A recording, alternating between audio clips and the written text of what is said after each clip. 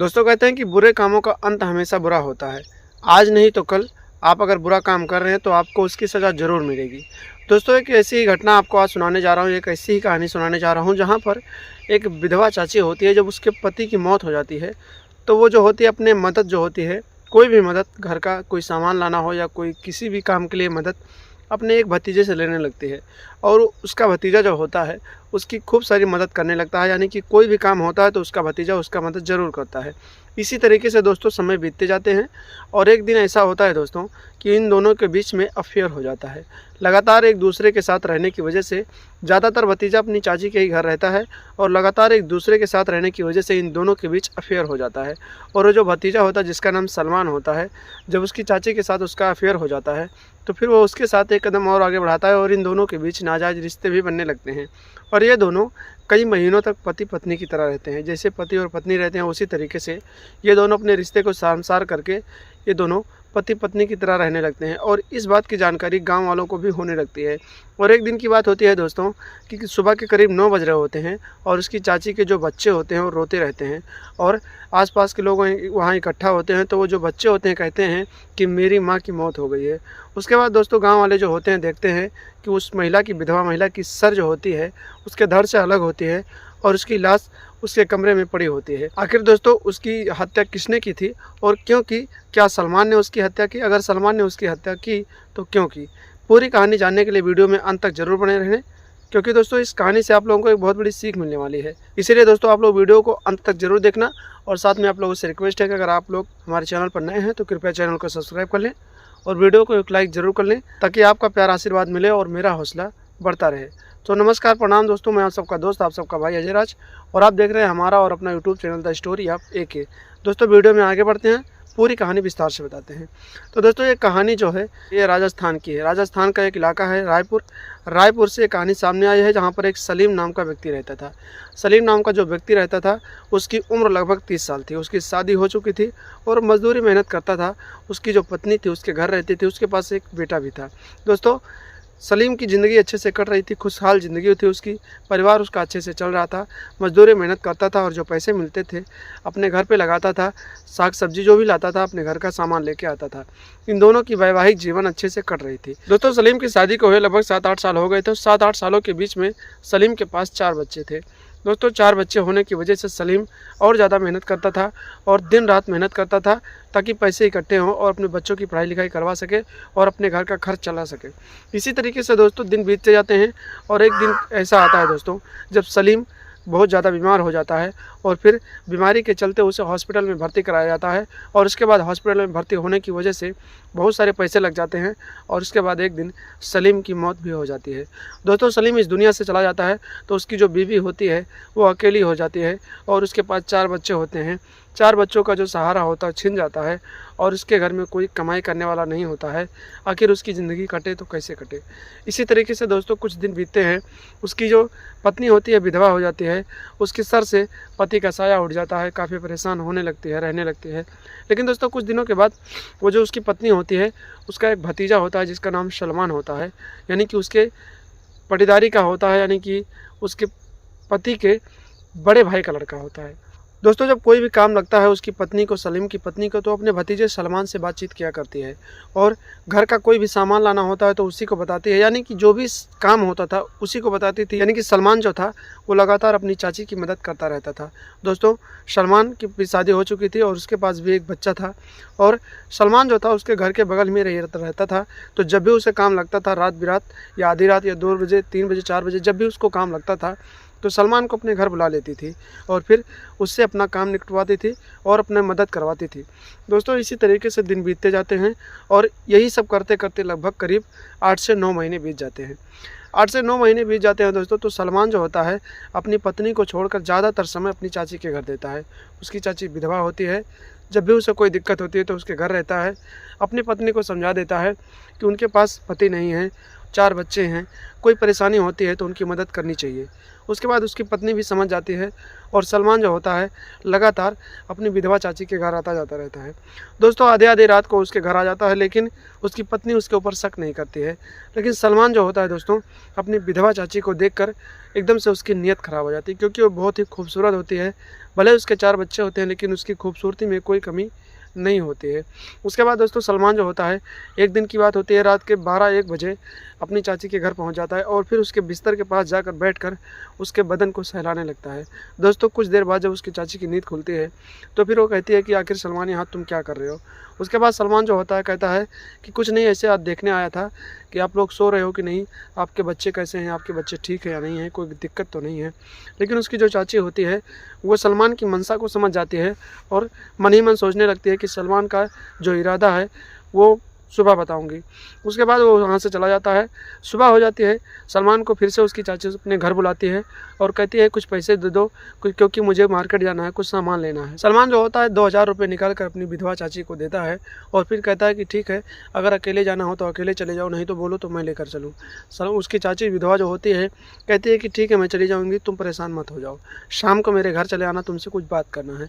उसके बाद दोस्तों कहीं ना कहीं उस विधवा चाची को भी अपने सलमान के साथ यानी अपने भतीजे के साथ कहीं ना कहीं कुछ टचिंग हो गया था, कुछ उसे भी प्यार हो गया था, क्योंकि दोस्तों इतने दिनों से एक दूसरे के साथ रहते थे।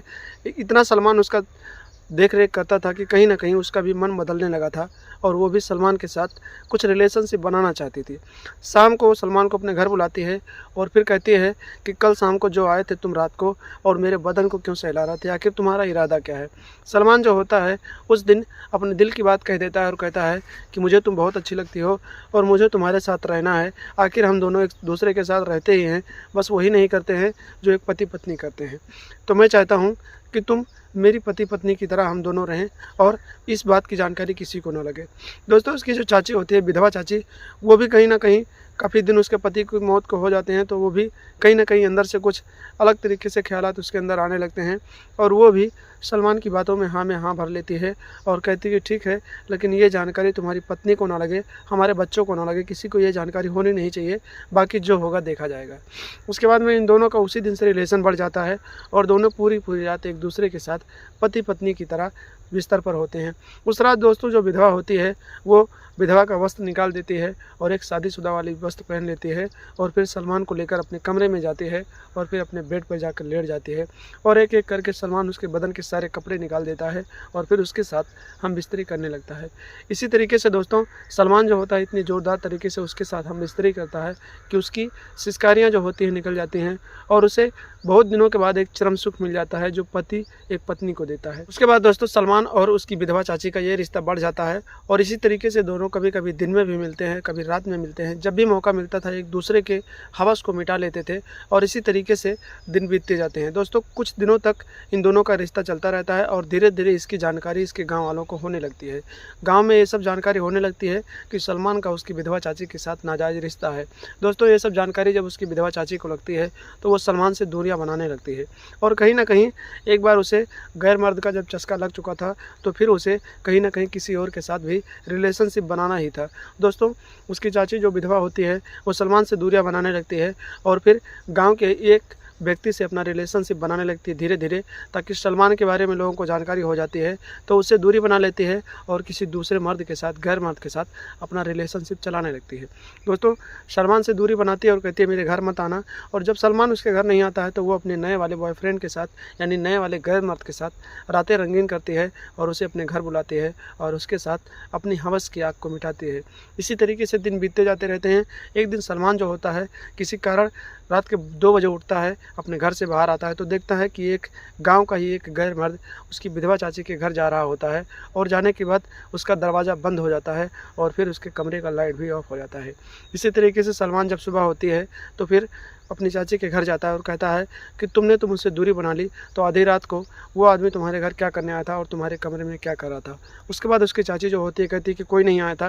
दोस्तों इसी बीच इन दोनों का झगड़ा होने लगता है और इन दोनों का जब झगड़ा होने लगता है तो झगड़ा धीरे धीरे इतना आगे बढ़ जाता है कि सलमान अपनी चाची यानी अपनी विधवा चाची को उस दिन मारता भी है और मार पीट कर वापस घर चला आता है। दोस्तों किसी तरह से दिन बीत जाते हैं और जब रात होती है सलमान करीब 2 बजे अपनी चाची के घर में घुस जाता है और फिर उसके बदन को सहलाने लगता है और ज़बरदस्ती तरीके से उसके साथ हम बिस्तरी करने लगता है। और जो उसकी विधवा चाची होती है इसका विरोध करती है और ज़ोरदार तरीके से हल्ला मचाने लगती है। तभी सलमान जो होता है उसे खूब मारता पीटता है और ज़बरदस्ती उसके साथ हम बिस्तरी करता है और उसके साथ नाजायज़ रिश्ते बनाता है। और उसके बाद दोस्तों जब इन दोनों का झगड़ा हो जाता है तो सलमान जो होता है उसे ये बर्दाश्त नहीं होती है कि अगर ये मेरे साथ नहीं है तो ये किसी के साथ नहीं होनी चाहिए। उसके बाद एक धारदार हथियार उठाता है और उसके गले को काट देता है और फिर आधी रात को ही वहाँ से फरार हो जाता है। जब सुबह होती है उसके जो विधवा चाची के बच्चे होते हैं और रोते बिलखते रहते हैं तो आसपास के लोग उसकी आवाज़ सुनते हैं तो वहाँ इकट्ठा होते हैं और पूछते हैं आखिर क्या हुआ। तो बच्चे कहते हैं कि मेरी माँ की मौत हो गई है और मेरी माँ को मेरे बड़े भाई सलमान ने ही मारा है। उसके बाद दोस्तों जो गांव वाले होते हैं कहीं ना कहीं सलमान के ऊपर भी विश्वास कर लेते हैं, क्योंकि उन्हें पता होता है कि सलमान अपनी चाची के साथ नाजायज़ रिश्तों में था, शायद इन दोनों के बीच कोई अनबन हुई हो। उसके बाद दोस्तों वहाँ पर पुलिस पहुँचती है, पुलिस को सूचना दी जाती है। जब पुलिस पहुँचती है तो पुलिस लाश को कब्जे में लेती है और फिर पोस्टमार्टम के लिए भेज देती है और फिर आगे की छानबीन करने लगती है। लोगों के द्वारा जानकारी मिलती है कि सलमान का अपनी चाची के साथ नाजायज़ रिश्ता था, तो पुलिस जो होती है सलमान को हिरासत में लेती है और पूछताछ करने लगती है। पहले तो सलमान कुछ नहीं बताता है, कहता है कि सिर्फ मैं मदद करता था, बाकी हमारा इनका कोई रिश्ता नहीं है और उन्हें किसने मारा है मुझे नहीं पता है। लेकिन जो पुलिस होती है सलमान से जब सख्ती से पूछताछ करती है तो सलमान जो होता है पूरी कहानी बता देता है और कहता है कि इसके साथ मेरी नाजायज़ रिश्ते थे, लेकिन इसने कई दिनों से मेरे साथ रिश्ते बनाना बंद कर दिए थे और गांव का ही एक गैर मर्द था जो इसके साथ आता था, इसके साथ रिश्ते बनाता था और ये मुझे मंजूर नहीं था। और उस रात जब मैं उसके यहाँ गया तो फिर मैंने इसके साथ ज़बरदस्ती रिश्ता बनाया और फिर इसे मौत के घाट उतार दिया। यही कहानी थी। उसके बाद पुलिस वाले जो होते हैं सलमान को हिरासत में लेते हैं, हाथों में हथकड़ी डालते हैं और फिर एक विधवा महिला के हत्या के रूप में आगे की कार्रवाई के लिए कोर्ट ले जाते हैं, जहाँ पर जज साहब उसे उम्र कैद की सज़ा सुना देते हैं। तो दोस्तों इस कहानी को बनाने का सिर्फ एक मकसद है, ना किसी के दिल को ठेस पहुंचाना है और ना ही किसी दिल को आहत पहुंचाना है। दोस्तों अगर आप लोग गलत काम करते हैं तो उसका अंजाम आपका बहुत बुरा होगा, आज नहीं तो कल होगा, लेकिन गलत कामों का अंजाम जो होता है उसकी सज़ा आपको ज़रूर मिलेगी। जिस तरीके से सलमान अपनी चाची का मदद करता था और फिर धीरे धीरे उसका अफेयर हो गया, उसके रिश्ते बनने लगे और फिर उसने एक दिन गुस्से में आकर अपनी चाची को मौत के घाट उतार दिया। पहले ही वो गलत करता था जो अपनी एक विधवा चाची के साथ रिलेशनशिप बनाता था, लेकिन उसके बाद उसने एक बहुत बड़ा काम किया जिसकी वजह से उसे सलाखों के पीछे जाना पड़ा। तो दोस्तों आप लोग भी सावधान रहें, सतर्क रहें, इस क्राइम की दुनिया से दूरी बना कर रखें। ऐसी मानसिकता अपने दिमाग में ना लाएं जिसकी वजह से आपकी ज़िंदगी बर्बाद हो जाए और आपके बच्चों की भी ज़िंदगी बर्बाद हो जाए। आखिर दोस्तों उन 4 बच्चों का क्या होगा जो एक विधवा माँ के बच्चे थे? आखिर सलमान के बच्चों का क्या होगा जिनके ऊपर से पिता का साया हट चुका है, वो जेल जा चुका है? दोस्तों इस कहानी के बारे में जो भी राय होगी आपकी कमेंट बॉक्स में कमेंट करके ज़रूर बताना। और आप लोग वीडियो कहाँ से देख रहे हैं, अपना नाम और अपने ज़िले का नाम बताना, ताकि आपका नाम मैं अगले वीडियो में ले सकूँ और आपका नाम लेते हुए मुझे बहुत खुशी हो। तब तक के लिए दोस्तों सावधान रहें, सतर्क रहें, अपने आप को खुशहाल रखें, हंसते रहें, मुस्कुराते रहें और अपना और अपनों का ख्याल रखें। तब तक के लिए दोस्तों नमस्कार, प्रणाम, जय हिंद, जय भारत, वंदे मातरम।